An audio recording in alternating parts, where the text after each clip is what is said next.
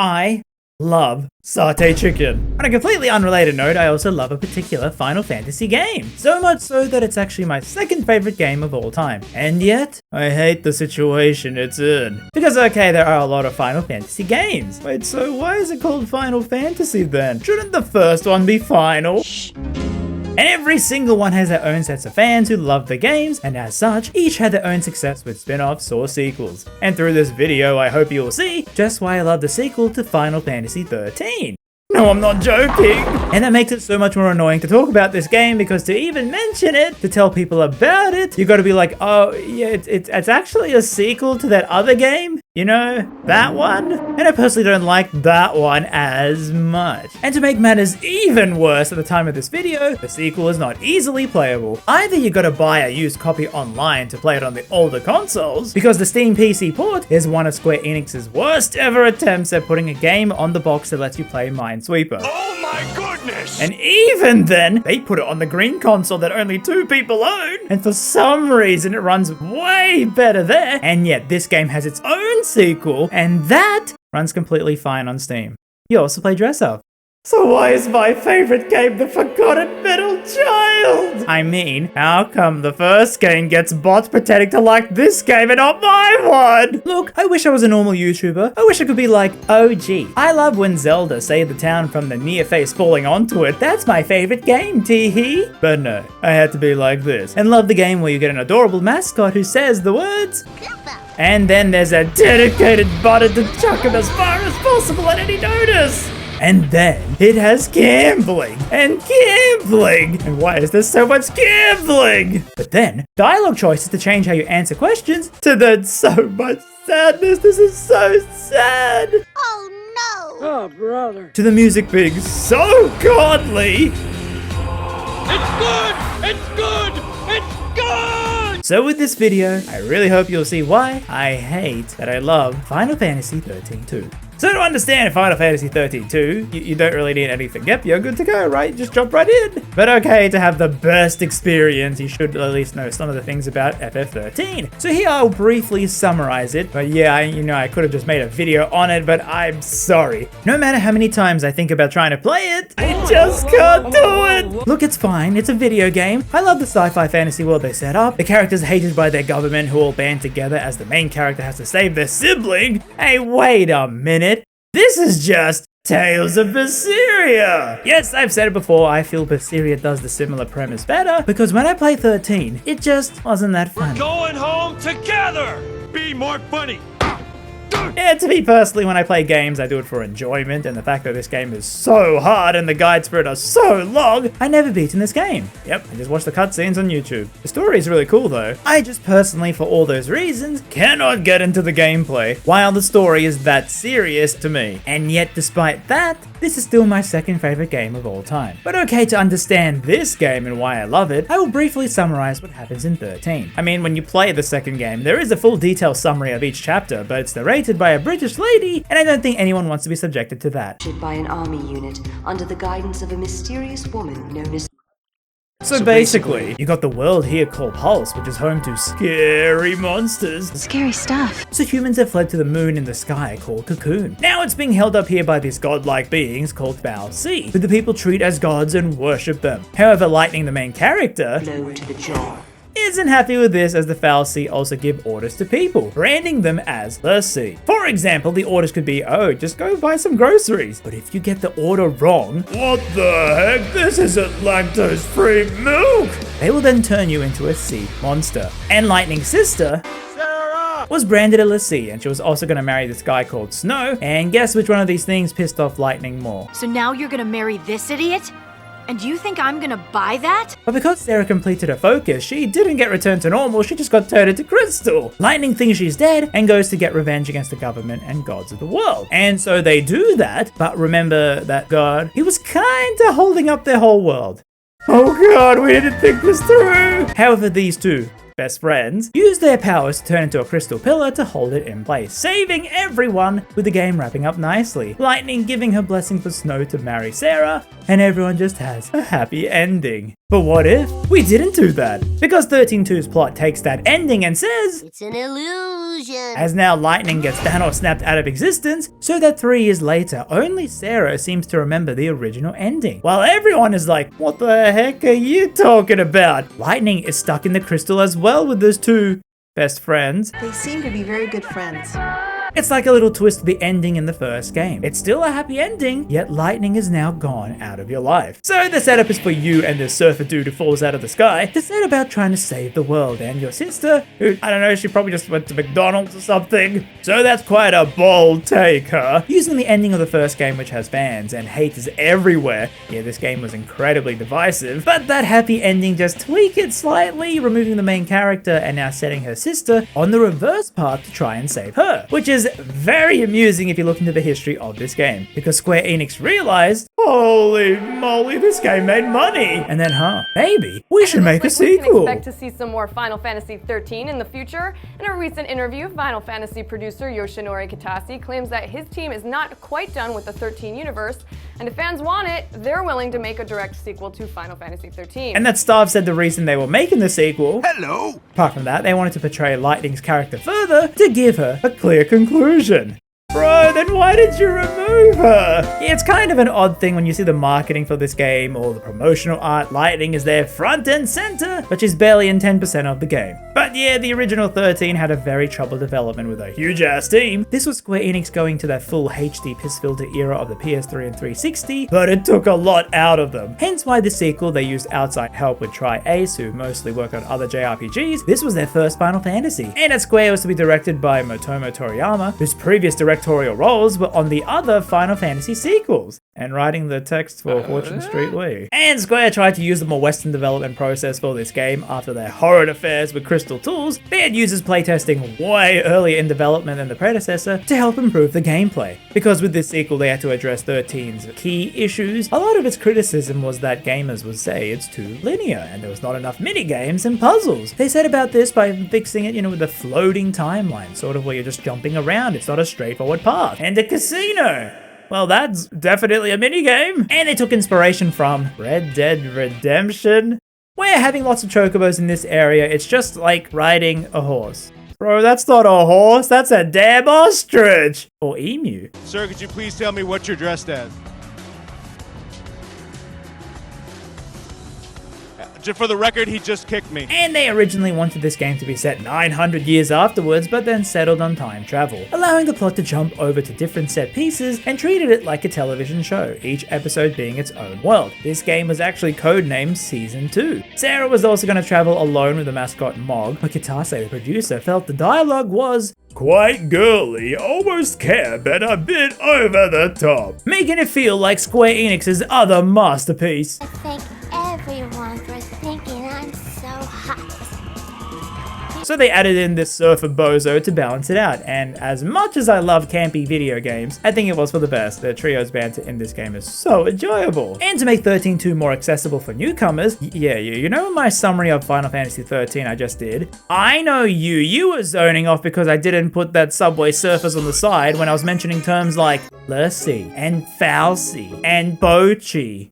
So they scrapped those terms and moved away from it mostly, which is why I do think you can actually fully enjoy this game without playing the previous one. I mean, I didn't beat 13 and I adore this sequel with my life. And so all hands were on deck to make this game in 1.5 years. It came out in late 2011, early 2012, and by the year's end, it was the highest selling home console game in Japan. While in the UK, it was the best game of that month, and in the US, only behind Call of Duty, and in 1 year, it sold 3.1 million copies. Man, imagine a time when Final Fantasy was actually popular. Oh, that's such a stretch to imagine. And it was actually praised a lot more than the previous game, although a lot of people were kind of confused on the plot, which is a hard thing for this game to get through because of the time traveling. But to me, oh man, just give me all the time travel, time skips, just give me it all. So it looks all good, right? Then we can jump right into the most accessible format to play.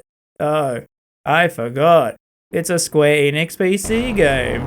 So okay, to show you I'm a diehard fan, I do have the PS3 version. That's how I originally played it for the first time in 2020. Because my history with Final Fantasy, I didn't vibe with it for the majority of my life. Yeah, I was one of those kids in school where I would play Call of Duty and FIFA publicly, but then not tell people at home I was playing Pokemon in that stupid lawyer game. Which is okay if you're wondering, that is my favorite game of all time. She is such a bad bitch though. So I never knew JRPGs. I wasn't aware they actually existed. I only first heard about FF15 from one guy in school talking about a new trailer, and I watched the trailer and thought, what the heck? This looks so cool! And so 15 was my first venture into the franchise. I loved it so much that I made it my semi-mission, which I have failed. But I was to go backwards and play through all the mainline games to see what they were all about. And that's how I played 13-2 on the PS3, because when I was looking up all the reviews and stuff, I heard how bad the PC port was, so I bought it physically back then. And my god, it looks crusty, it looks yellow, it runs slower than your grandma up the stairs, but I love owning the game physically.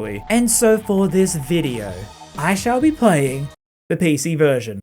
What? I mean, it loads so much quicker on an SSD, and it looks a little bit better if you can sort of tell. But on its default state, it's a broken mess. Audio glitches, doesn't use your RAM properly, glowing monsters. Bring you love. It's bringing love. Don't let it get away. Break its legs. So to get it to run, you have to do something drastic. We are about to enter the pinnacle of grown-up culture here in Bikini Bottom, also known as... Oh, you know, there's like a really good guide on Steam that can help out.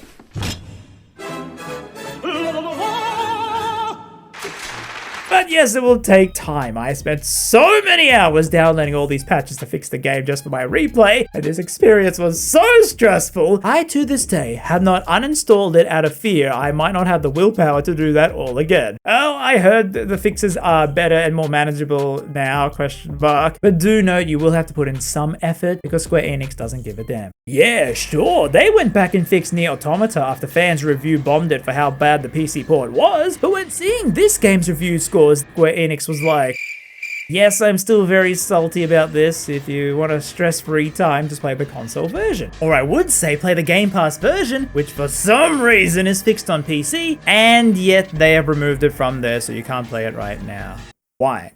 Why? Why does the green machine get the fixed version? Do you see what you're doing to me? By Xbox 360s? Oh, I love that. I play it with my friends all the time. So now that that's out of the way, What the Sigma? how does the actual game play? In the gameplay. That's funny for so many reasons. So the recent Final Fantasy games are known for the ATB, or Active Time Battle Combat. Where to do the moves, you have to wait for this bar to fill up before you can do an attack. And you can stack commands to do that in the time frame, so once the bar is full, whatever you have stacked on top will go off without needing more input from you. And the goal is to raise the monster stagger bar to full, and once staggered, you can do more damage to it. And to aid this, you got these Digums, which are like classes, and you can swap between them with the left trigger, making a lot of this game incredibly fast-paced. It's a very reactionary. You set up these characters to these classes and pair beforehand in these sets, and then in the battles you gotta swap to these pairings depending on what's happening. Like you got Ravager to build the stagger bar quicker, Commander to sustain the stagger bar from falling quicker than your grandma down the stairs, Sentinel for defensive blocks, Medics for healing moves, Saboteur for buffs, and Synergist for debuffs to your enemy. It's like you gotta know what to do quickly to change it up, like say the enemy is doing a big wind-up attack, you can swap out to an all-defensive role to tank the hit, and swap to being a healer to top up and continue. Let's just say there are a lot of in-depth mechanics. I'm a little overwhelmed and slightly confused. But if that's the case, you can always just click Auto Abilities for the CPU to pick the moves for you. Hey, I beat the game 3 times doing this. You can also press right on the abilities to make it repeat the previous action to speed it up, and it really gets you into such a rhythm. The addictive nature of constantly switching roles, like a perfect blend of turn-based with fast-paced action combat, and I really wish more games were like this. It's also why I cannot play 13, because to me it feels a lot more basic and you're constantly swapping out the party so you don't get used to their roles and abilities. In this game it's only the 2 characters. Plus that game's difficulty doesn't let you proceed if you just use auto battle. And yeah, it's actually cool here where you don't need to use items that much in the game for like a magic bar, you don't have a magic stamina or anything. You can keep using spells as long as the fight takes, where in the end game, if you can keep healing, you can drag out the fight as long as possible. And so you're just traveling through the timeline trying to fix all these little problems and all these little world set pieces. We have a lot of NPCs, a town, and all these pathways with monsters that will spawn, but I'll get to that when we get to the story. Now it's not just you two alone traveling around, as you have these monster friends. friends. Like a certain multi-global billion-dollar franchise. Yeah, your third member is a monster that you can help out with the roles, and you randomly recruit them after battles, making your playthrough feel unique in that you could not get that super cool monster. And yes, I know what you're asking. You can name them with default names like Anubis. Imposter. And you can have them eat each other. What? They are monsters, and eating the others transfers their bonus abilities over. So yeah, you have the paradigm packs where you equip 3 to place your roles, adding customization to the game and what roles you want on each pack. So one pack could be where one character is attacking, one is building stagger, and the third is healing. And your monster buddies, you cannot control them in battle, and each is a set role type. So say this healer will always be a healer, which means you gotta recruit a lot of monsters to mix and match into your deck to cover more battle scenarios. Then in battle, you build up this Feral Link, which is a quick time event that is a super duper monster move that will help you out, like the healer will do some big boost to your health. Oh yeah, you can even give them accessories like this, or a mint ice cream ball.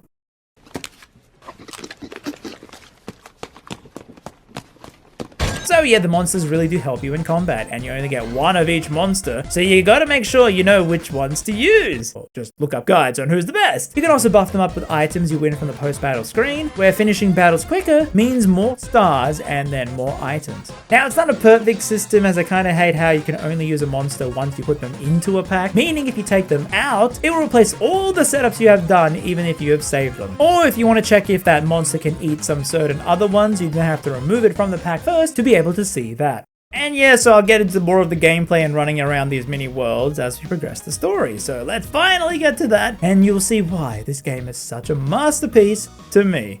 So yes, lightning is gone. Where exactly? I don't know, chilling on the beach somewhere? Wait. Oh no, not a British beach! As she's in Valhalla, the goddess realm, and this goddess goes to her, "Hey, please help me, this Giga Chad guy is bullying me!" Bring forth Burly Protector and save me!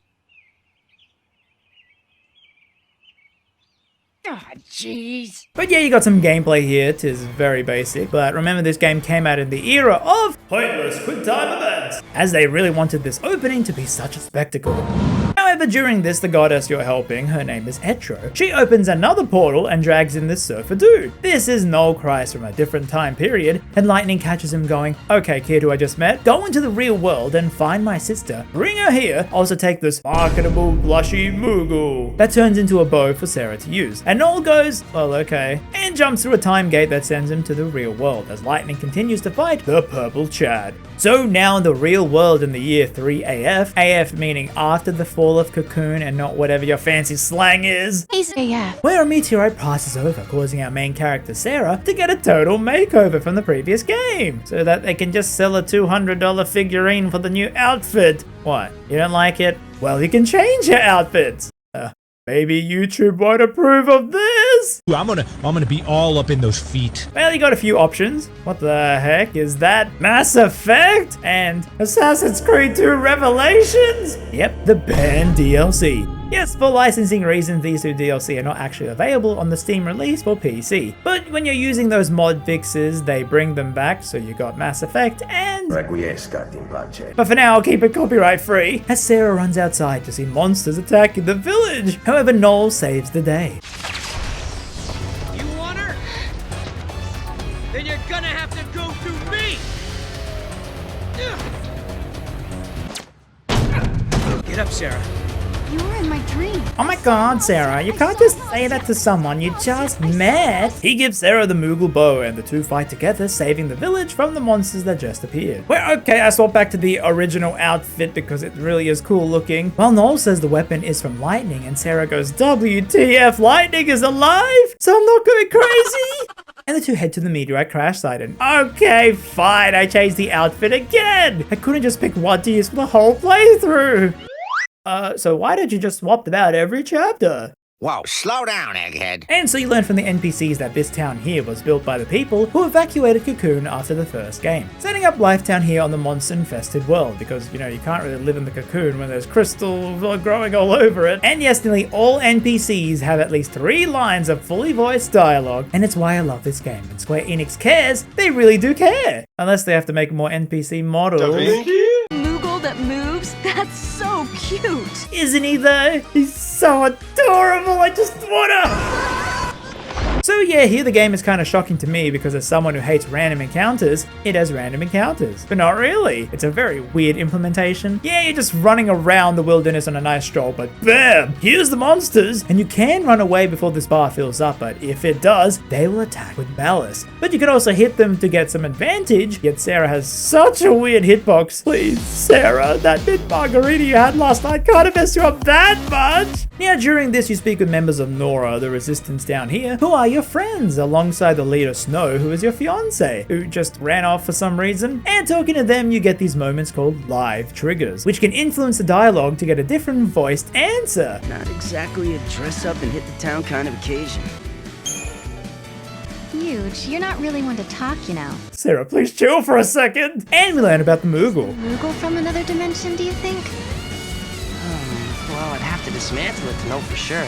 Kupo! Who can literally only say the words Kupo. Lebro, good morning. Kupo. Good morning, Kupo. Ah, no, you spread your disease to everyone. So the three head to the meteorite where Noel reveals he's from 700 years into the future. What the heck is with the future's fashion? Cool. And that he was sent by lightning to bring Sarah to Valhalla. And that this is a time gate, which allows them to time travel. However, they need an artifact to open it. Artifacts? The keys to the future. Is lightning alive and waiting for me? Can I dare to hope again? Dare! Well, we gotta find this artifact that's a key that will allow us to leave this time period, and artifacts are things in the world that don't belong. Well, you also level up in the Crystarium, where leveling each role unlocks some moves that you can use with them. So now you run around and find something hilarious. There's kids, and they will constantly trip over. I'm not exaggerating, they will constantly trip, and since all the cutscenes are an engine, a thing Square Enix was very proud of because they could get the game onto one disc, it helped lower the file size by having less high-definition anime Pixar cutscenes. But because of this, you will see the kids just stack it in the background, but this also means the models will move as the NPCs can just crash into each other while talking. Now you run around to learn more about the place. Who's this Snow person? A boyfriend? He's just this super cool guy, you know? He doesn't care about the way he looks, but that just makes him so much cooler. Well, that's great, I guess. Maybe we should... And he's not just kind, he's reliable too. He always means what he says, and you can totally trust his word. I mean, he's my hero. Oh, and I know you're thinking no one's perfect. I know he has his flaws, and sometimes he makes me so mad, but I love that about him too. No other guy can compare to my hero. I get it. Can we just get back to... He has this amazing body, and his face is so handsome. He's tall and broad, and makes me feel so sweet. Oh, and even though he's big and tough, he can be so adorable. That's my Snow. You done asking? I'm done. Yeah, thanks for all the detail. And yet, he's missing. Yes, Noah's fiance needs Lightning's approval to get married. Look, Lightning just doesn't like this man. Damn you, Snow! And so he just left to go find Lightning himself. That was 3 years ago! Poor girl has a fiance assistant disappear on her. No wonder she's always drinking. It's just hard. Really? Sarah? But now you go back to your house and there's a crowd formed with lights peeking through, where a mirror has now appeared. And that's all cool, but it's super important. I really love how she says the word mirror. So out pops the artifact, which means we now have unlocked time travel. And Noel tells us his reason for helping because in the future, he's the last human alive. It's a barren wasteland and he wants to change the past to give humanity a better future. You do realize that might mean you might never be born. Are you sure you're thinking this through?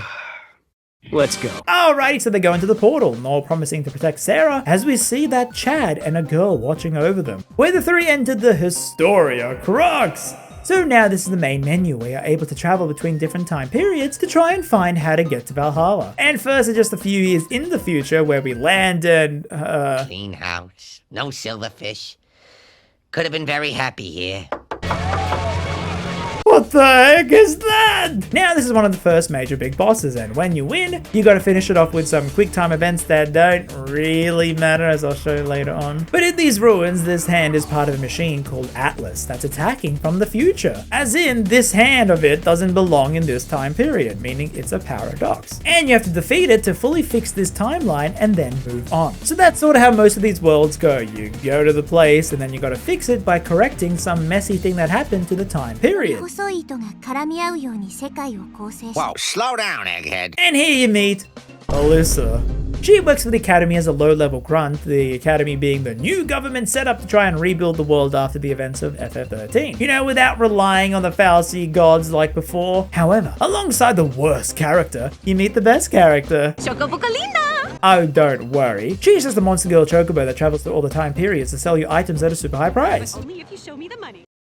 Okay. Now you can buy the usual Final Fantasy items, but you also get weapons and accessories to equip on your characters with different bonuses, and you can also buy these greens to ride a chocobo. Yep, those giant bird creatures that will usually spawn once you beat the level to make it easier to do side quests, you know, when you're backtracking. And the side quest rewards are fragments which give you more info on the lore, like the world, the characters, or how Lightning recruited Mog in the first place, and she did it by beating him at rock, paper, scissors. And yes, all the NPCs here are voiced too. He's more like a good luck charm. Is that right? You're such a cute little boy. Why is he so goddamn adorable? So the goal of this place is to somehow defeat Atlas, but this game also has the feature where if you choose to, you could straight up just fight the boss right here. You know, for a challenge. Or what you're meant to do is find this machine that weakens him, and then you can win and do some more quick time events. But like I said, these don't actually matter. You already won, so fail. Come on, do it. Fail. I dare you. And you'll hear the characters stumble through hilariously like a David Cage game. And so we defeat Atlas, solving the paradox, removing the thing that wasn't meant to be there. I wonder what caused the paradox effect. This is just a theory. I was doing crazy stuff. So they get the artifact, and now you got 2 time gates, branching pathways, as the game lets you do this in any order, since these levels are all in their own time periods. And the devs really took it to heart when people got mad at the linearity of the previous game. So I picked this one when Noel gives Sarah a pet talk. Sarah, you shouldn't feel like you're wasting your time. Even if we don't arrive in Valhalla, there's still value in every path we take. Yeah, I guess you're right. But hey, I won't complain if we do end up there. All this running around is exhausting. Hey, make up your mind. However, before I go there, I actually realized you got these items called gate seals, which allows you to lock up a gate and redo that whole time period level from the start. Now, why would anyone in their right mind do this? Did you forget whose video you're watching? I'm crazy for this game! And as you'll see, this game has an insane feature with this, because, you know, with the voice dialogue. You're not actually swallowing any of that crap, are you? Oh no, I'll eat anything. Well, remember their live triggers? You want to try them on? They might look better on you. I don't think so. Wouldn't want to show you up or anything. Well, now after resetting the gate, you can redo the entire level and pick a different dialogue choice. And you think, oh, okay, there's only 4 options, right? Wrong! Because just for those weirdos who replay the levels, now the choice you picked first, it's replaced by a new one, completely voiced, a 5th choice that's only accessible if you replay the level with this feature. The most important thing? Trust your instincts. Instincts? I was hoping for a secret recipe. Seriously, I love how these voices add so much to the characters, like with Noel here. Being from a dead future, he's just utterly amazed that we have gardens! Wow. You grow vegetables? And yeah, I forgot to mention Sarah's job. You know, she's a functioning adult. She's a teacher, and during the first level, you have to find out what these kids stole, leading to one dialogue choice. But if you never replayed the level, you would miss out on dialogue like this. Listen up, mister, and you listen good. Start talking or your homework gets tripled. No! Please, please, anything but that! Or this. Tell me what's going on. The boogeyman comes after naughty children. Miss Farron, I'm a little old for the boogeyman. Yeah, he's right. That was totally lame. Yeah, the boogeyman isn't real. I don't want to alarm you, but there may be a boogeyman or boogeymen in the house! But don't worry, you don't have to beat the whole level again once you see that dialogue you wanted. You can just quit out to the Historia Crux and reopen the gate seal to continue on. So this feature is literally for weirdos like me who love when a game has voice dialogue everywhere. Also, can I say the environments are just so well made, like you got this beach town with a crystal looming overhead in the distance, and it looks so spectacular at night! Hey, wait a minute! It's flat? What do you mean this is a video game? Now, to not go crazy, I have to also say, did you know that when I said there's extra dialogue for the live triggers, I didn't mean one? Oh no, there's always two for them. Yep, if you replay it again, a different one pops up. So yeah, am I really gonna replay this level a third time just for this choice? You must be new here. Hit that subscribe button while you're at it, please. Why don't you talk to Miss Farron, Koopo? I'm not scary at all, Koopopo. Koopo? Don't tell me that worked. Also, while I'm insane, these dialogues do help you out. The more funny answers you pick, the more accessories you get for the monsters. As in, the game rewards you for being funny. Now, where's my reward for being unfunny? So now we head to the world Yashis Massive, which is 5 years into the future. A very dark place, because there's like a Falsi god just chilling in front of the sun, making it a permanent eclipse. Why is the eclipse happening now? And why is it happening right over these ruins? Oh, the Falsi was feeling bored. It was like, I think I'll try making just this part dark and see how it looks. Or something like that. Oh, the Falsi was bored. It's a cute idea, but I kind of doubt it. Also here, the monsters get way tougher, so just stay in the floodlight while you're picking up the items. And yeah, there's actually no flee from battle option. If you get attacked, you gotta tough it out, or give up like Sarah on a Thursday night. And let the monster kill you, which actually just respawns you right near the fight, so it's not really a big loss. When I said that they made this game easier, I do mean that. However, this changes if you fight once the meter has filled up, and it will say retry locked, meaning you don't actually respawn and you have to load up your save file. So it's kind of like as soon as you see a monster, it's probably not worth it to try and run away. You should just fight and take that advantage, because if the enemy fights you when this is full, you might be royally screwed if you didn't save. Well, it seems like the Falsi blocking the sun is a paradox, so they head to the ruins where they fight a boss, and oh my goodness, the music is so good! And we see when monsters like these are cornered, they cause a space-time vortex to appear. He's one of the Final Fantasy XIII characters, now grown up because it's 10 years later, and is an academy head, leading them to do great things for humanity. And his assistant? Oh no, not Alyssa again! There are some who believe she is using hope to further her own ambitions. Yay, girl boss! Also, Mog starts to get abilities now where if you press R1, he will scan for hidden items. And it's funny when you use it because all the NPCs rush over like, whoa, that's some crazy cool magic you got there! Now, this village was home to the Farseers, a nation led by the seeress called Yule. Look, don't let the words fool you. These are people who can actually see into the future, like me. Who knows that later in the video, you're gonna hear the word rhizome. And they built this oracle drive that imprints their visions, allowing us to now watch it like a movie. Have to excuse the image quality. Is that even possible? It shows lightning in Valhalla, not clearly visible, which probably due to the paradox eclipse blocking the vision. Hope then gives us an artifact to go into a different time gates, because, you know, we can't really solve this world's paradox right now. So we just move along, and Hope is very accepting that we are just time travelers. This face isn't strange, it's totally cute. Totally cute. I'd go for unique. You shouldn't make fun of me, Kubo. What the hell, he talks? So now they arrive in Urba 200 AF. In a world abandoned by the Falsi, the ones who are left behind craved nothingness, an empty world. Wow, Noel, that was beautiful. What? I was just reading this candy wrapper, see? So to fix the paradox of space eating the world, you gotta go into these portals and solve the anomaly, which is by holding A to pause time and connect the matching crystals. Facebook Mom's favorite kind of game. And since this ain't my first Final Fantasy XIII-2 rodeo, I know there's a big square jaw boss coming up. And man, have you seen my monsters? I don't want to die! So I went back to the Atlas place and to the other time gate, and the cool thing about the Historia Crux is that in Urba, when I quit out, it actually remembers this, and I will be standing in this exact spot when I return back to the timeline, not having to redo any puzzles again. So the other gate leads us to Sunlet 300 AF.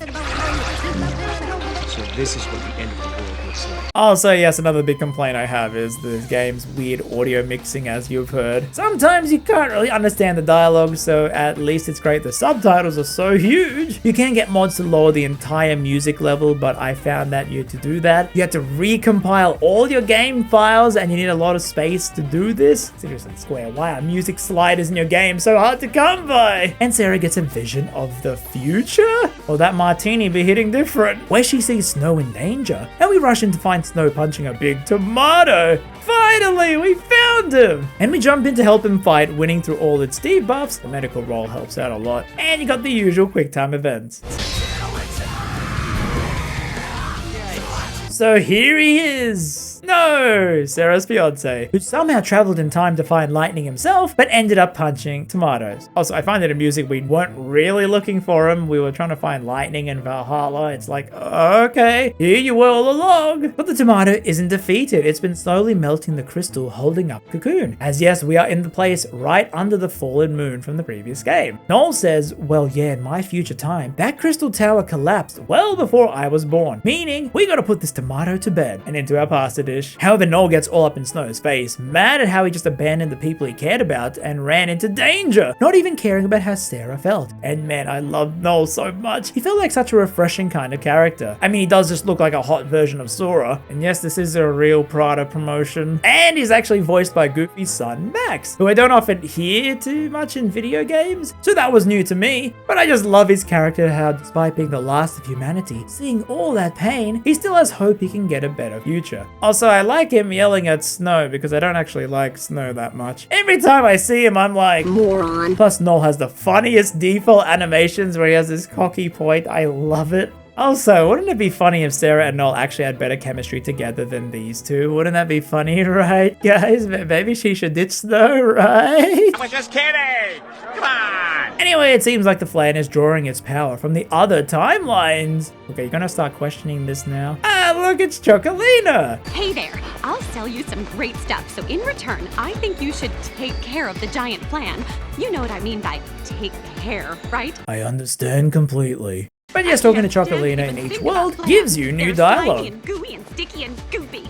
So we actually find two artifacts, so you got two doors to choose. The first one being the Arctile Steppe. Very prehistoric, or futuristic. Look, I'm not judging, okay? Except, it's got stupid looking sheep. Oh, okay, I should have dissed the sheep. They are hilarious. Oh, I wish that just once I could munch on some grass without a man coming to pull a tuft from my, side.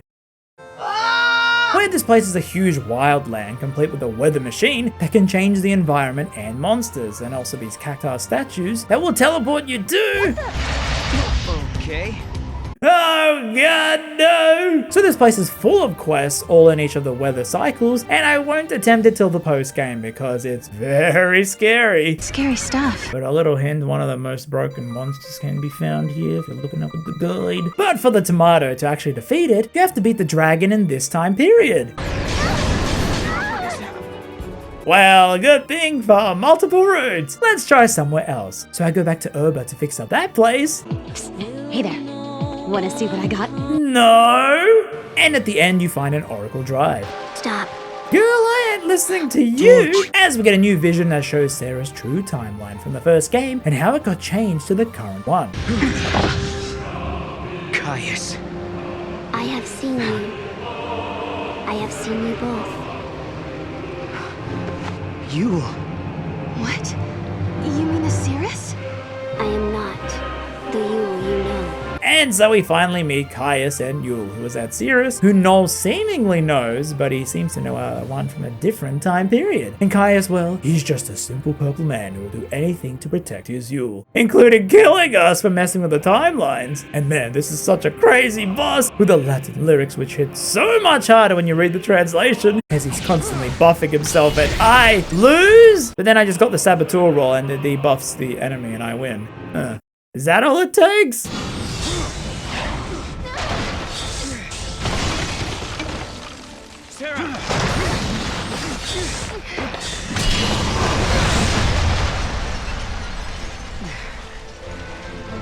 Stop this, Caius. I am not going to fight you. Times have changed. I'm not the Caius you once knew. Caius also seems to know Noel, but leaves as Yule says this future has already been changed. It's too late. If you change the future, you change the past. You can remold history as your heart desires. And they run off, while an artifact appears. No. So you seem to know them both. Friends, you say? Well, he's probably dying for us to ask him about it. Me at all. You mean you? Yes. Well, no questions?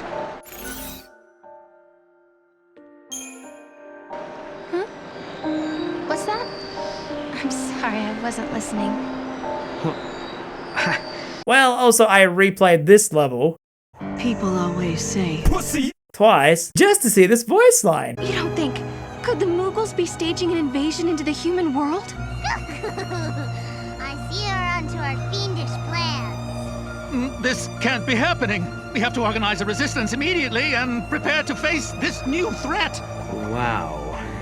Are you guys enjoying yourselves? Very much so, Noel. Thank you for asking. Look, don't think all the answers are funny, I'm just cherry picking, but others do give you a chance to learn about the world, like here, you can pick to learn more about Caius or time travel. I mean, the whole concept is confusing, like when they say changing the future can change the past. And this is a different massive as there's an X in the timeline, meaning this world is a split off due to a change. As it's a world where that eclipse never happened, so look at the area now. It's bright, but here they meet another different Yule. So, you don't know me either. I know about you. Who says that she and Sarah are the same? And that's Sarah. You are a whore! What? So we meet Hope and Alyssa for the first time in this timeline, and now the drive shows us something else. I have something I want to show you. Finland! Is that even possible? Showing that Caius will cause Cocoon to fall. So Hope goes, okay, I'll ready the academy to minimize the damage in the future for whenever that happens, while we go to solve the paradoxes, and as we leave, the Yule we just met dies in Caius's arms. Bro, you gotta get like an extended warranty on them. But now inside Historia, what the heck? Where's my timeline? Why is it like creepypasta now?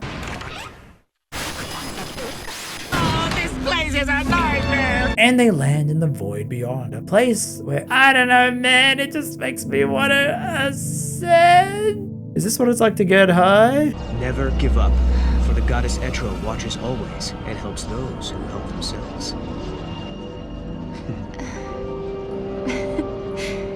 It's not much of a legend, really, is it? It sounds more like common sense to me. And so we head to another place. What the heck is this place? Well, okay, back to the dragon, who is a piece of cake now. And we're gonna find another paradox to further weaken the tomato. So let's wander around the area.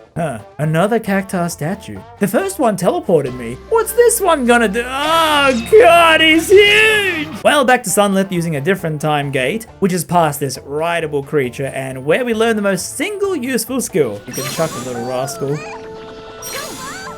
You can launch this plushie to grab faraway items, and even if you miss, he will bounce around the environment. It's incredibly therapeutic. That's what a therapist would recommend, right? Thank you, Mog. He's a weird little critter. Looks like he stepped right out of Nautilus. Hey there, fella. Yeah, that's what I was thinking. He's like a theme park mascot. What's a theme park? Well, it's a place where people go to just go on rides and have fun.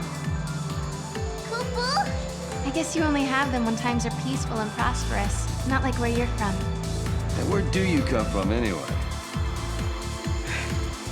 A place that doesn't have much in the way of fun or civilization.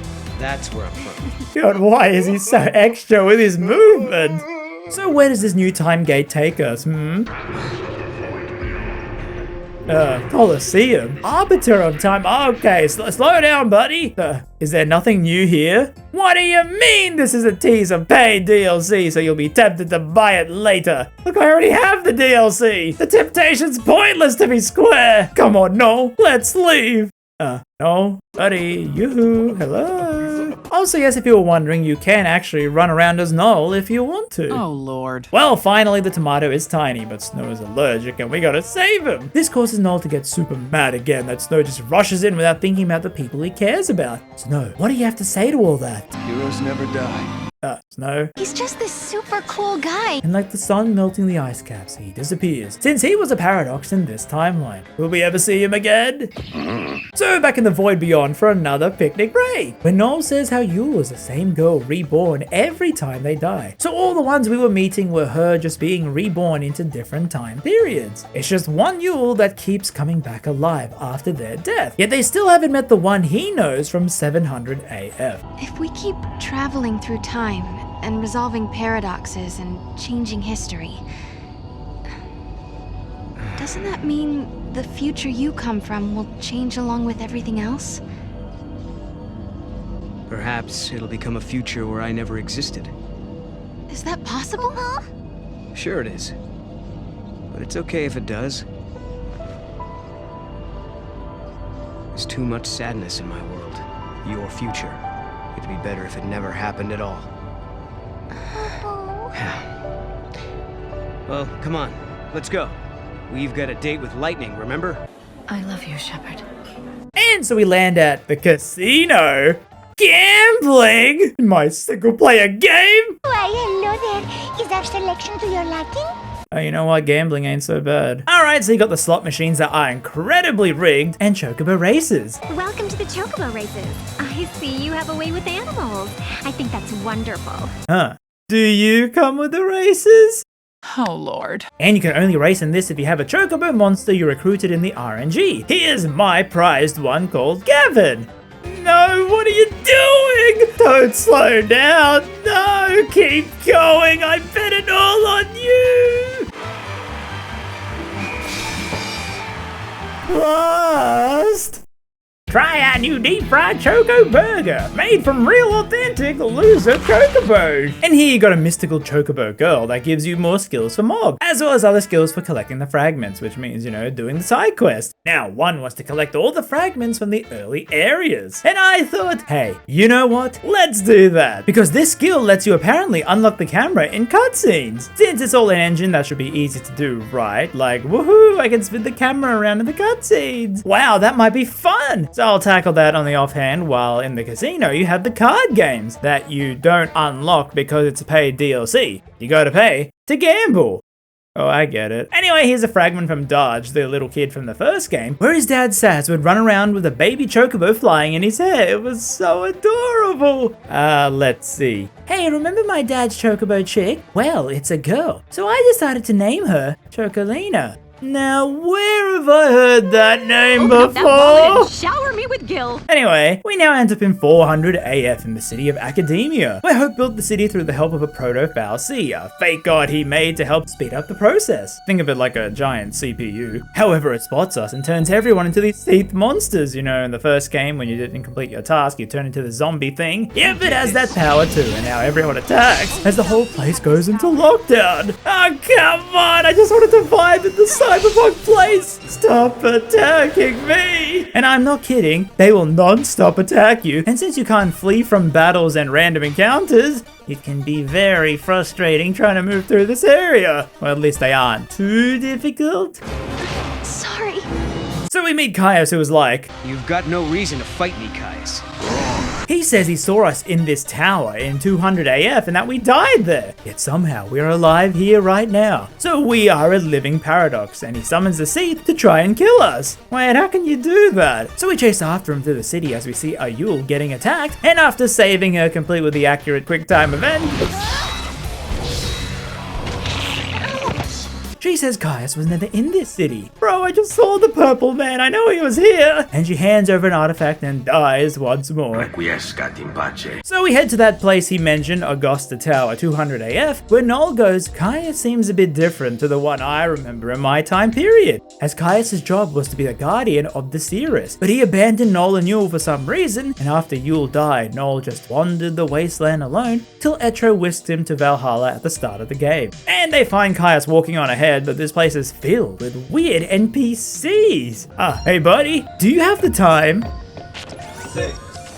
Thanks, man. However, we can't proceed because we need a time card from another time period. Really? You're making me go to another time period for a dang key card? Well, I put that on hold for now and decided to visit some of the other worlds using a wild artifact, which are 10 special fragments you get to use to open mostly optional areas. Bonus zones, you know, like you can run back to the ruins in 300 AF, but it's a different timeline, where it's now all snowed up. Sarah, what the heck are you wearing? And I tried to complete the side quest that gets you that camera unlock, which usually involves finding an NPC. They go, hey, bring me this cheese from 200 years in the future. Wow, you managed to do it? Huh? You're asking me why I wanted that cheese from 200 years in the future? Oh, because I was hungry. Then you have this area where people are randomly turning into Evangelion orbs, and also a red chocobo.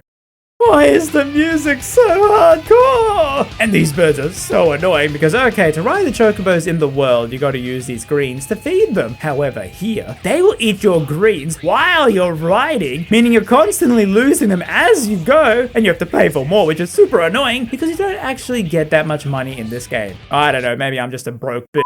So I walked instead. So riding these things really messes up your posture. However, my new camera once were halted because the final fragment I needed was to put to rest this girl that was turned into a seat. And man, was it hard. I'll be back. So now I use the wild artifact to go to Augusta 300 AF for the keycard, but the only notable thing was that I got a Flanitor, who are my favorite healers in the game. His name? My name is Jeff. And whenever he heals... Do it! I love that sound. And hopefully we find the Koopo... Wait, why did I write that? I mean the key card, you stupid Moogle corrupting me! Key for the other tower is anywhere. It's here, Koopo. And if it's not, we're throwing you off the roof. Well, we find it and head back to 200 AF and see Alyssa. Or is it? Well, I don't know any humans that can do that. I mean, we are super far in the future, as yes, it's an artificial duplicate, not actually her. Oh yeah, these towers, by the way, they are just one big area. You got no loading screens in between the floors, which is crazy for a PS3 game. And also crazy is that you can break the pathways, as you're meant to spin these rooms around to create a path for you to go through to complete the level. And there are some side pathways, you know, to get some items. But if you need to do all this spinning to get that item and it might waste time because it spins around so slowly, you can just ignore the puzzle and throw Mog to grab the item for you. Go, you little gremlin! Hang on. Eula's a pretty girl. Those green eyes make her look like an angel. She comes across as kind of distant and cold, but you should see her face light up when she smiles. We had a lot of good times once, but... No, what are you talking about? So Alyssa takes us up, but oh no! With a wonky camera? What's going on? Whoa! As we learn that Hope wanted to build the Proto-Fal'C to help lift up Cocoon from the crystal. You know how the tomato was melting the structure? He wanted to make the CPU thing that could help Cocoon float back up in the sky by itself, using the robot god he made. However, the AI he made rebelled and killed Hope, Alyssa, and everyone in the tower, now making these duplicates to hide the murder. Proto-Fal'C and the other AI are being controlled by Caius? No, I don't.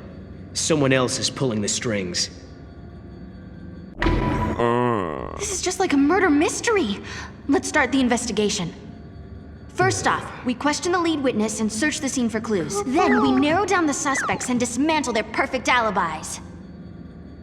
I appreciate your enthusiasm, but I think we're getting off track.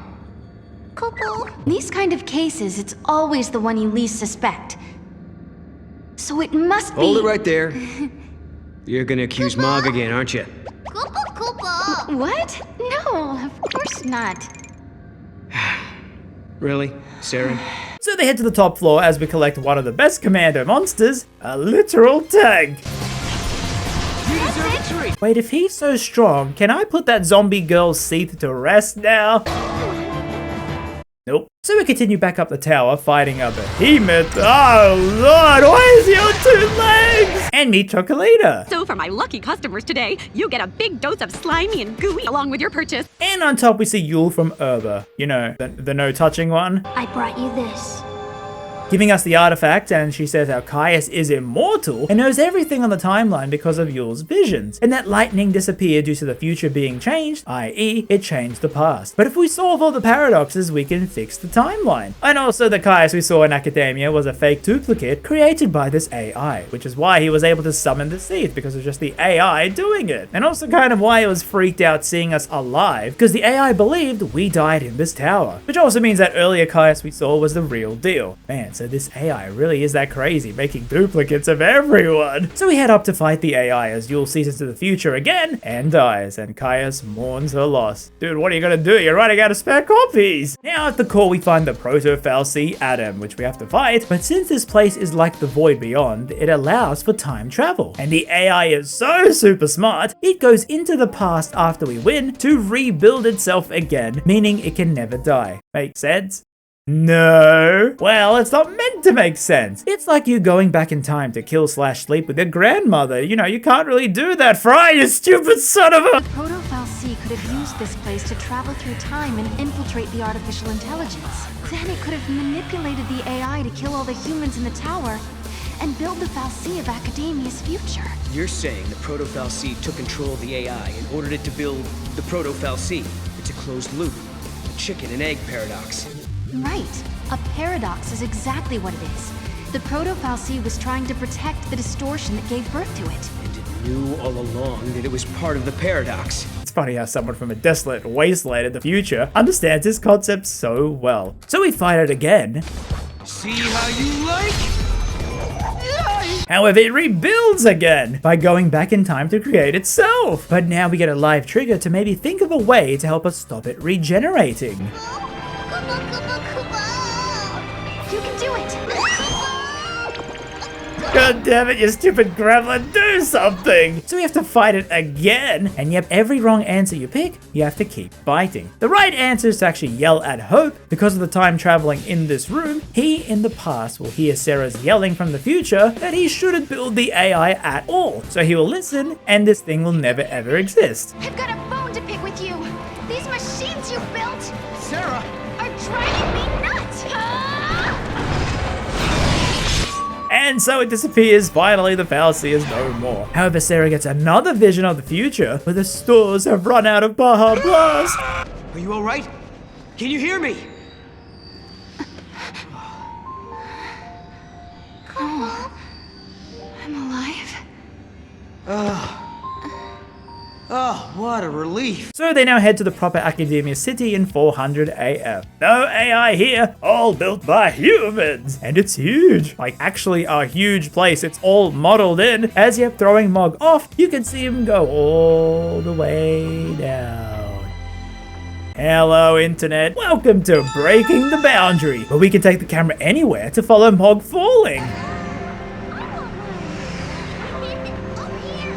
Okay, it was too quick, I couldn't get that. Well, how about we see the Historia Crux zoomed out? Yeah, pretty cool, right? Yeah, I found a tool that lets you go out of bound in this game.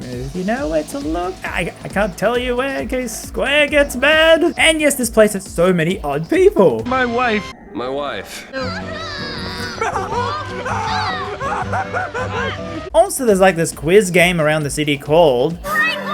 And there's a lot of questions and so many answers, so it's kind of hard to work out what you have to answer. Wait, Mog! Stop! Why have you got the zoomies? Excuse me, he asked for no pickles. Oh wait, since I defeated Adam all those times, you know, grinding levels, surely I can defeat that zombie Seath, right? Right?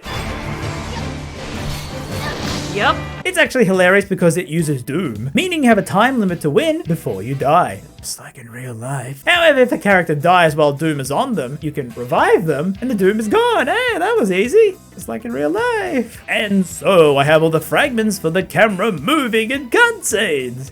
I saw you fighting the Proto-Fal'Cie, and I saw you screaming out at it. Yeah, I don't know, man. I thought you could spin it around, not like a little wiggle. So we meet Hope and Alyssa, who froze themselves to be awoken when their city project came to fruition in the future. And Hope has a new plan now since he doesn't want to use the robot AI. He wants to build and launch a new separate cocoon into the sky, like a floating spaceship, and make that the new base for humanity. And for that, he needs 5 graviton cores. And you know the old JRPG point where you gotta run around to fetch quests? And that means you gotta go to different time periods, and they can be anywhere in the place. So use a guide. I also decided to do some other world bits like the snow ruins, where I found that, oh okay, every outfit has snow detail on it. And then found this portal in Massive where, oh god no, not these puzzles. Okay, so these ones are all randomized, so you cannot look up a guide, as you have to press A on the hands to make the clock move left or right that number of spaces to eventually clear the board. But you would not believe it if you actually look it up. There are literal websites made to give you the solution to the puzzles even though they are random. It's actually crazy these exist, and I hope they stay active or preserved somewhere. So we head to Sunlit in the year 400 AF, where we have to find a lost baby Flan. That's so sad. Sarah, you always say that. That's so sad.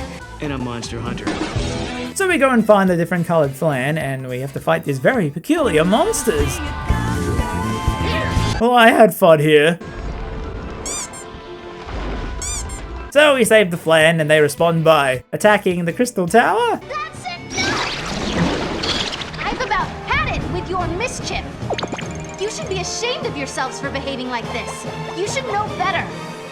Well, what do you have to say for yourselves? Well, anyway, we head back to Academia to give the Graviton cause. Alyssa then gives us an artifact to leave through the time gate, and we get a warning that the endgame is kinda creeping up. Yeah, don't worry, it's a very long endgame. I'll put spoilers for that, but first, let's take a little break because, man, I have so much to say about this game. As we have random trivia time! Did you know you can actually post your progress to Facebook to let your friends know about your party structure, story progression, and other useless statistics? The game is also so niche being a sequel, which I hate because it doesn't get as much love, like on the unused content, where there's so many lines for Noel on the wiki, but still, none for Sarah! Or how there actually exist unused outfits like Red Riding Hood for Sarah. Because this game is not as popular, there's not really an outfit mod scene for this game. But doing a little digging, if you go through the mod pages, there is a community that has actually slowly been chipping away to somehow mod the trilogy games, because the engines are just so weird, and Square does not want to port them to an engine that allows for mods easily. So I really applaud and salute you people for doing what Square won't let you do. Hopefully someday the mod scene will be very good for this game. Also, yes, I know it's not exactly Red Riding Hood because it was designed by Yuko Oshima, part of AKB48.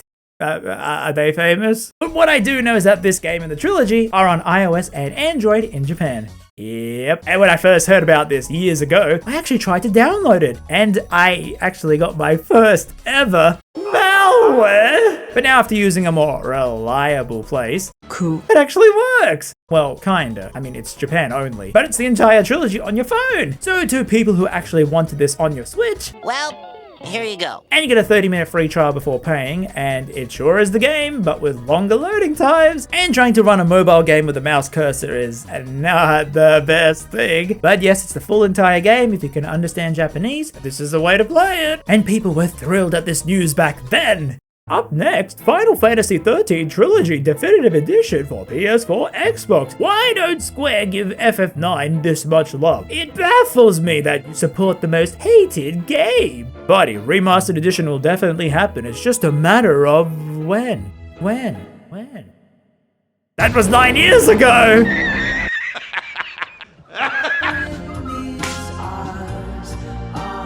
So yeah, have fun with the mobile port. Just ignore Sarah continuing to be drunk. Oh, you know, I'm half kidding about being drunk because part of the marketing for this game, at New York Comic Con, there was a Square Enix hosted party for people to get drunk with the art director. And they also brought in the art director of Deus Ex Human Revolution, who drew his take on the game. But man, there were kind of a lot of weird merch released for this game, and I wish I could afford them. The only 13 thing I have is this official trading card game I found in Japan. Yes, I have the gambling cards. How do I even play this? Also, I don't know why it's funny hearing the trailer guy say this for this game. Final Fantasy XIII-2, rated T for teen. Or finally, with the third game's release, they actually made a 16-bit trailer recapping the first 2 games with pixel art of the characters, showing the important scenes, and complete chiptune remix of many of the songs. Where are the full versions of the songs? Square released them! Because, spoiler, I actually absolutely love the sounds of this game. So I know I don't really talk about music much in these videos because I find it hard to express why I love a game's soundtrack, because from my checking online, I usually have different takes on games that people love the soundtrack for. If a majority of people love that soundtrack, I usually do not care much about it. But I really do think this is one of the greatest soundtracks ever composed. Made by 3 people, it really just matches the style of the game being a sci-fi fantasy theme with lots of synths, and each of the 3 would tackle their own aspect of the music. And I don't know, there's something about the soundtrack that sounds so varied, it just makes me feel things. When you have the songs with the lyrics, the song with the Latin lyrics that are amazing boss fights,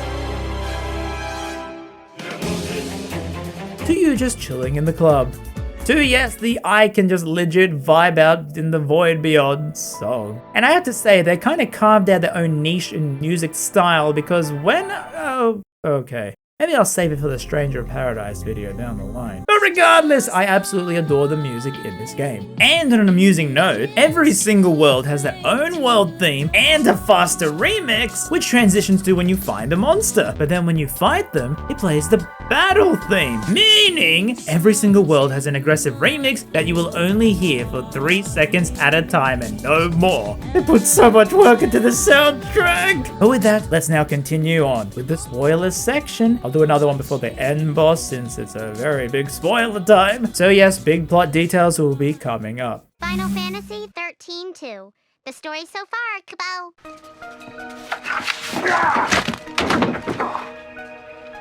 So yeah, we grabbed all the Graviton cores for Hope, as Alyssa gave us an artifact to move on. And as we say goodbye to the two, and okay, I'm sorry Alyssa, I guess I wrongly accused you of being evil. It was just your AI clone.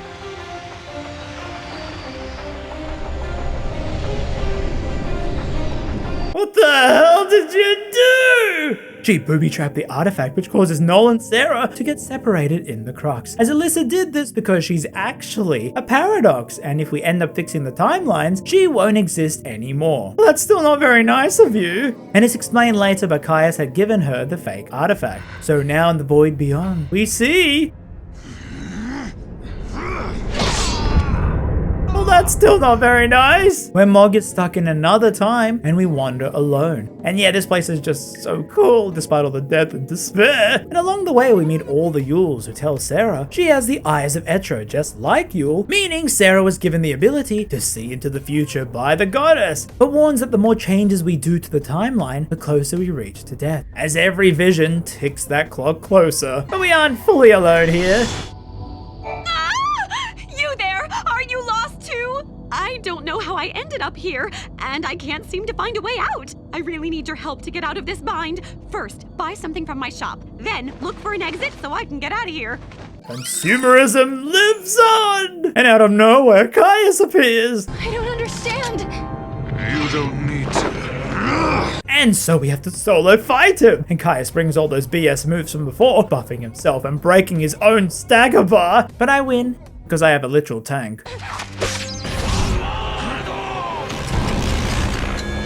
He then says how Noel accepted his fate and that due to Etro saving the FF13 cast that day, her actions in the ending of the original game caused all the lives of Yules throughout time to be cut short. So his plan was to fix this by sending every human to Valhalla, a place where there's no life or death, to break Yule from the curse of dying over and over again. This man's literally gonna destroy time itself to save his waifu, and he's so committed that he...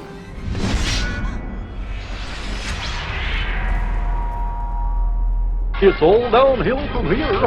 However, dying in the void doesn't mean you're dead. You just get stuck in your heart's desires, which sends Sarah back to her home village, awoken by her friends, who are like, "Get up, sleepyhead. Big journey." What journey? You've been here the whole time. You probably just had a bad dream, teehee. Man, this whole place is so creepy and uneasy. I don't know why. Oh wait, I know why. It's because the kids are tripping over.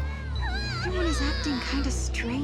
Oh phew, it's all good then. So it seems like a perfect ending because Sarah is now married to Snow. Finally, that dude just can't run away anymore. And someone is waiting on the beach and it's Lightning, all back to normal. Sarah, come with me.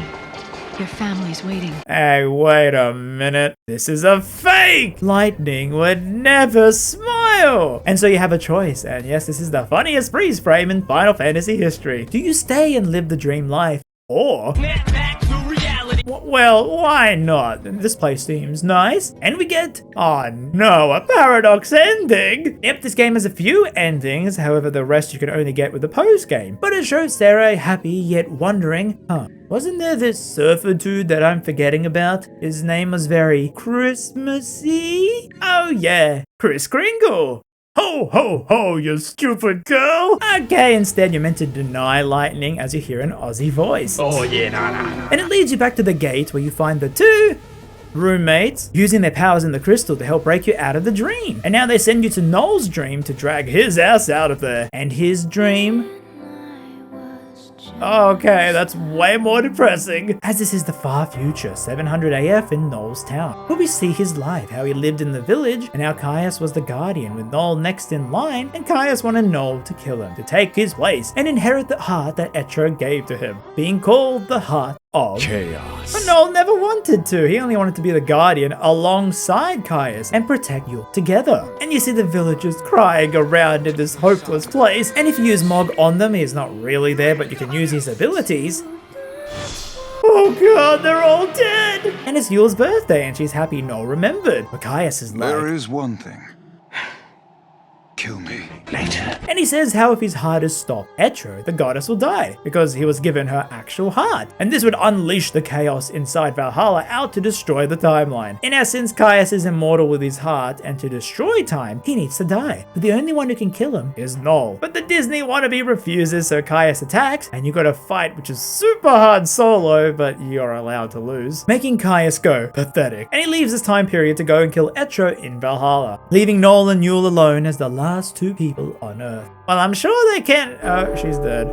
She gets one final vision and dies, leaving Noel alone at the end of time. Noel couldn't forgive Caius for knowing about Yule's fate and just leaving her to go on his quest, and Noel being alone is the thing he hates the most. And so Noel wandered the world, and can someone explain this to me? Because I looked up online and found nothing, because, no one talks about this game now. But live triggers usually mean that choice, right? The dialogue thing. So then, why at certain points does this pop up, and I never see any questions or dialogue choices? Feels like I'm missing out on some stuff here. Anyway, Etro seeing this took pity on Noel. She really is a stupidly kind goddess, saving way too many people, and drags Noel into Valhalla, which is the start of the game. But Sarah is like, oi, stop that, and awakens Noel from his dream. Now, Sarah still wants to continue the journey fixing the timeline, but Noel goes, Yule died from seeing too much into the future. And Sarah, you seem to have that ability too. Every time she gets a vision, she gets closer to death. Whenever Yule died, she was reborn over and over. But I don't know if it'd be the same for you. Guess we'll never know. Sarah. It's okay. No matter what, I'll keep going. Just you watch. I promise. If we hurry, we just might do it in time. Then I wouldn't have to have any more visions. I'm going to believe that I get to Valhalla. What else can I do? Which means this conversation is now over.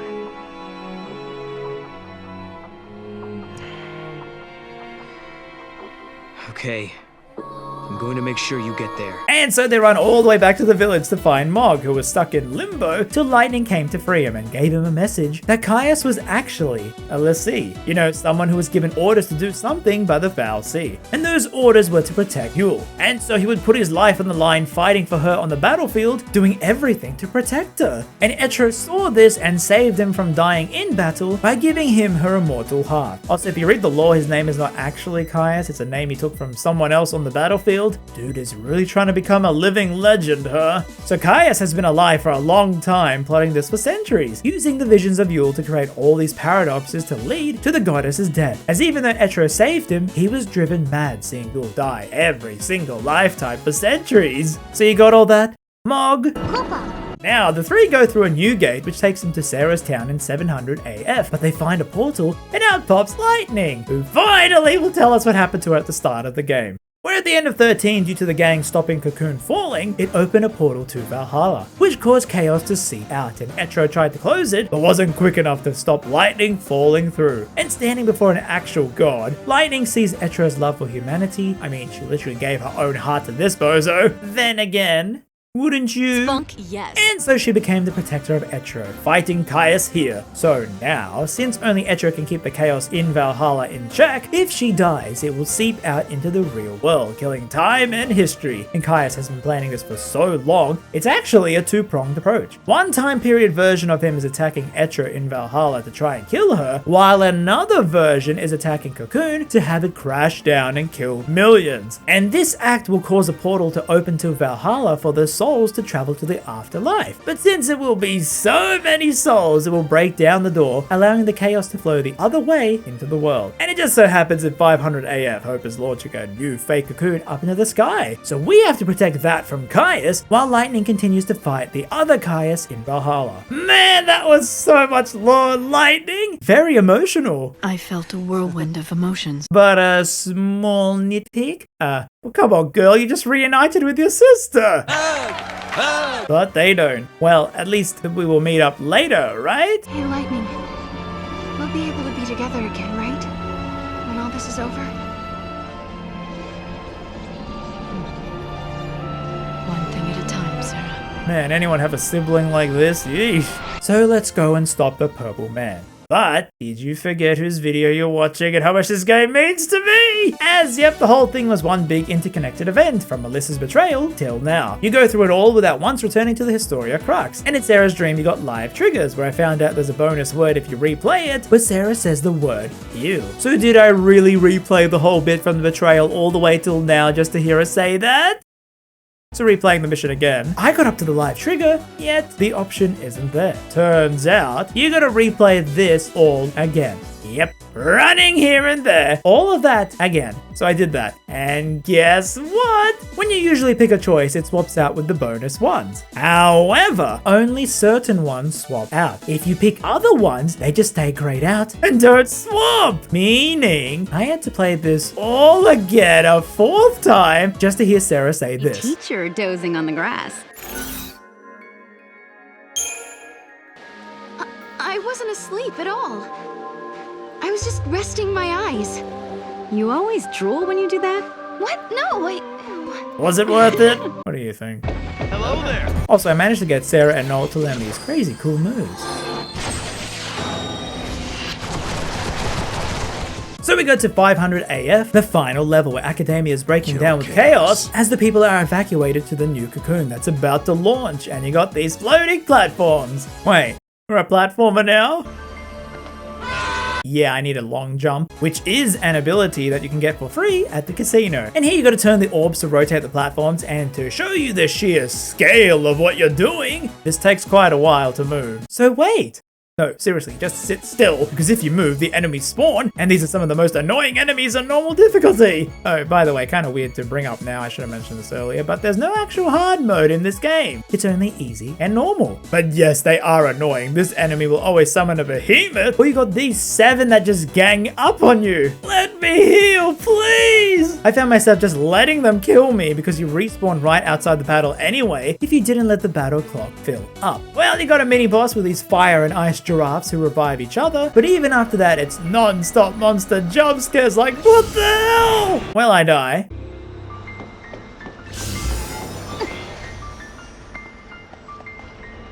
Haha, suckers, you can't reach me!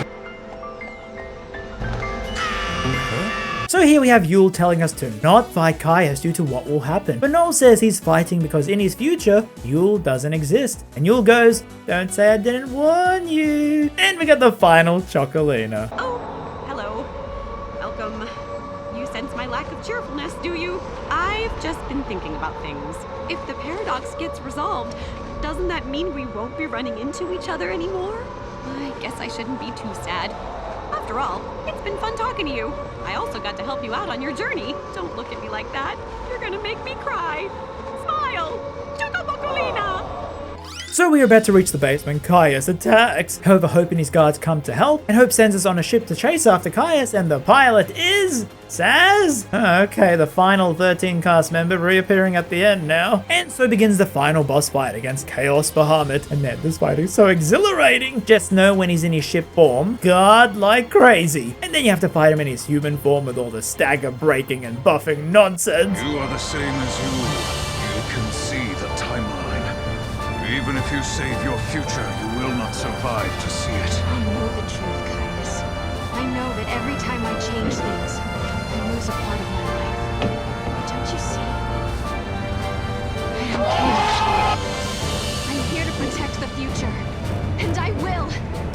My goal was to lower the fence, build stagger, then attack, with Sarah, Ravager, Noel, and the Tank Commando, with Jeff saving us when we need it. And after winning, a portal opens up to Valhalla as Caius flies in, and we tell the others to focus on helping Cocoon. I'll see you on the new cocoon. Don't be late. Okay. So we jump into fight Caius on the sunny British beaches, and oh man, the music is insane here, as we stop Caius and beat the game. Noel tries to convince him that Yule wouldn't want the world dead. She kept coming back to be with him, and Noel cuts him down as the game ends. Or not. Because now it's my favorite video game boss ever, with one of my favorite songs, as we fight Garnet, Amber, and Jet Bahamut all 3 at once. Well, not really. Jet stays in the back waiting for his turn with the Gynax pose, as you gotta kill the first 2, and then he's like, okay, I'll join in. And you gotta balance this while the others keep respawning, and watching a countdown timer to defend against, because holy moly!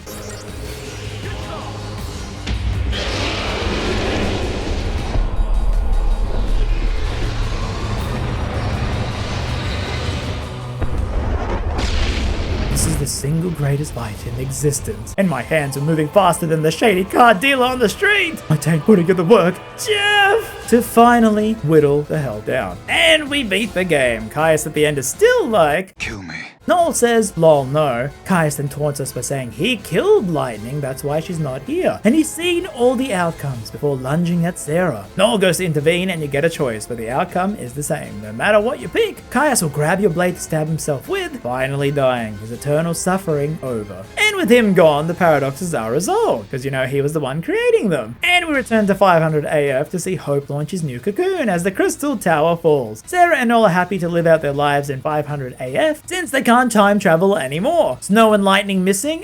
Who needs them? But the music is weirdly melancholic. As the two land on Saz's ship and... Sarah, snap out of it! No! No! As she dies, the skies darken, Mog weakening, saying the goddess is gone. As Noel remembers he killed Caius, meaning her heart is gone, Etro is dead. And the gates to Valhalla open, flooding in with all the chaos. As we see Lightning frozen in crystal, as the words "to be continued" flash on screen.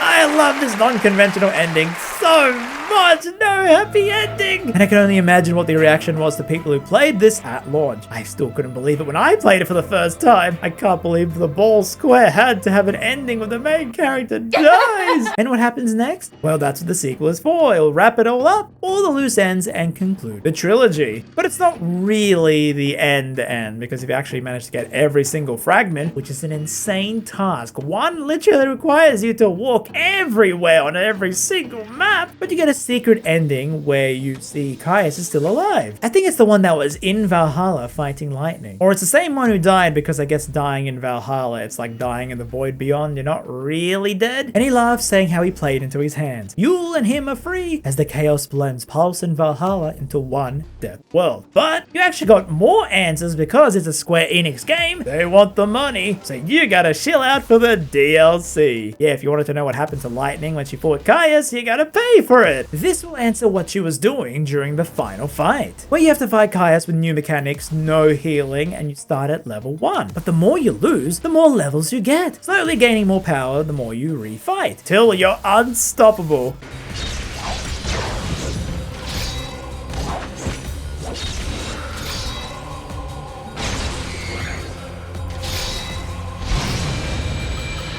Also, yes, it was at this point I actually learned that you can hold down right on the D-pad to repeat the previous action. I legit didn't know about this till now. And so you need a 5-star victory on both this and the next phase, which is really tough but doable. And you actually unlock Lightning as a monster. Yeah, look at her go.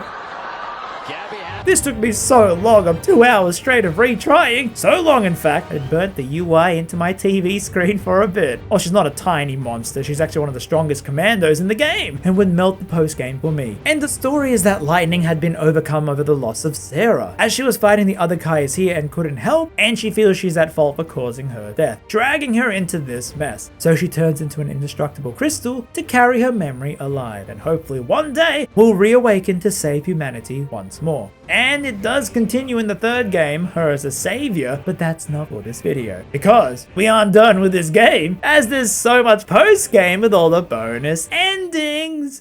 So now you get this paradox scope from the Yellow Chocobo girl, and turning it on before certain bosses, you know, using the gate seals to redo levels, it toughens the boss up. And if you fight them without weakening them beforehand, for example the Atlas fight, you fight him without weakening with that machine, and win, which is fairly easy with Lightning, you get a paradox ending where the world is overrun with Atlases, Sarah and Noel die fighting them. Or how about with the tomato? It kept growing and growing and is super large now, and the only way to approach it is disguised as monsters.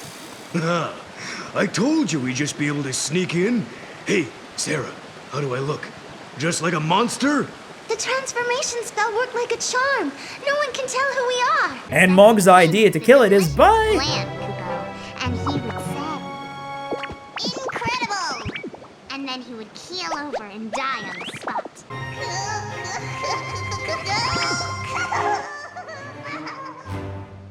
Or another with the AI fallacy where Noel and Sarah get turned into robots to do its bidding. Understood. I shall obey. Koopa. Or one where, remember when Alyssa gave you that trap artifact? Well, Snow busts in to arrest Alyssa, and then he and Sarah ride up into the sunset on his flying motorbike. Yeah, these endings can be kind of goofy.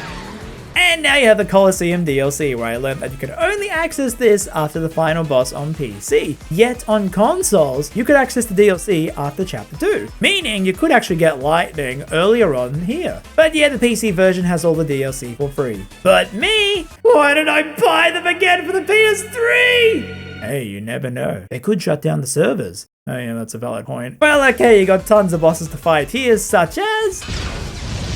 Who? Who the devil are you? Who? I know Lightning. Fighting Lightning, okay. Also, you got this dude.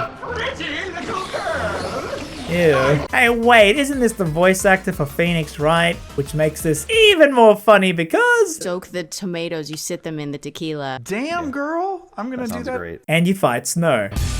Second thoughts? She's my fiance. And then you got the Saz Gambling DLC, where he, after 13, mysteriously vanished. Also, it's funny, there's an unused version of the cutscene in the files.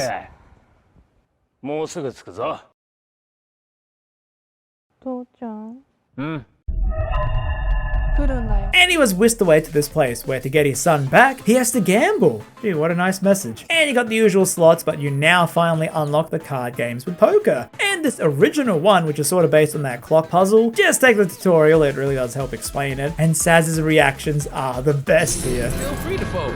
And to cheese the goal, because you need 30 medals to get your son back, just play poker and go 1,000 bet all in. And 99% of the time, the others just fold, and you get a medal each time you go all in. So with 30, you got your son back. However, you're also able to meet... I need your help, and you can't say no. So what do you say, huh? Please?